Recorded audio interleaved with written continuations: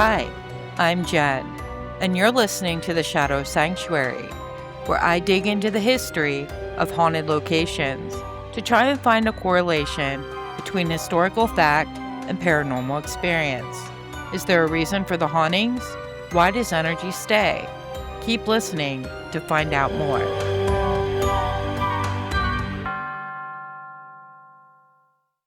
Welcome to The Shadow Sanctuary. I'm your host, Jen, and tonight I'm going to tell you about the Rio Grande Depot in Salt Lake City, Utah. So, let's get into it. Salt Lake City was founded on July 24, 1847, by Brigham Young and a group of Mormon pioneers seeking to escape religious persecution. But long before the pioneers arrived, Native American tribes lived in the area for thousands of years. The first European settlers were led by Spanish priests, and they passed through the region in 1776. Originally called Great Salt Lake City, the name was shortened in 1868. The massive turning point in Salt Lake's history happened in 1869, when the first transcontinental railroad was completed. Built in 1910, the Rio Grande Depot was designed by Chicago architect Henry Schlox, who was known in Chicago for his design of churches. The depot was built with elements of Renaissance Revival and Beaux Arts.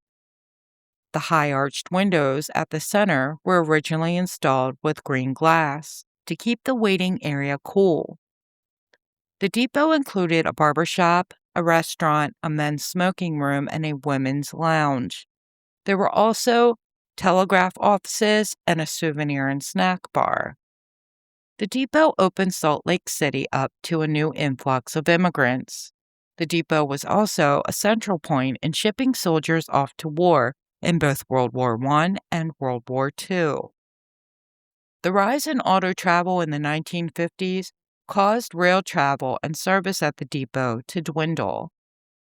The depot was listed on the National Register of Historic Places in 1975. In 1977, the state of Utah purchased the depot, and the building is currently home to the Utah State Historical Society, Utah Department of Heritage and Arts, as well as the Rio Gallery. Over the decades, staff, security guards, and visitors have reported numerous hauntings. The Purple Lady is the spirit of a heartbroken woman who jumped onto the tracks to retrieve her engagement ring after throwing it during an argument with her fiancé right before he left for war. She is most commonly spotted in the women's bathroom, sometimes sitting on the couch and in the depot's main hall or cafe area. Witnesses describe her wearing a 1940s-style purple dress with a matching hat, and she has long black hair. Beyond the visual sightings, people have reported hearing a woman's footsteps, mysterious singing, and shadowy figures pacing long after the building has been closed.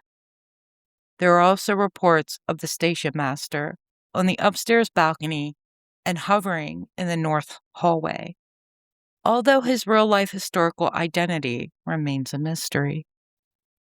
People also report the sound of train whistles, phantom music, as well as alarms sounding, lights turning on and off by themselves, and a sudden icy cold spot in the building's elevator. You can visit the Rio Grande Depot yourself to search for phantoms. The depot is located at 300 South Rio Grande Street, Salt Lake City, Utah. They are open Monday through Friday, 8 a.m. to 5 p.m. If you pay them a visit, let them know the Shadow Sanctuary podcast sent you. That's it for today's episode.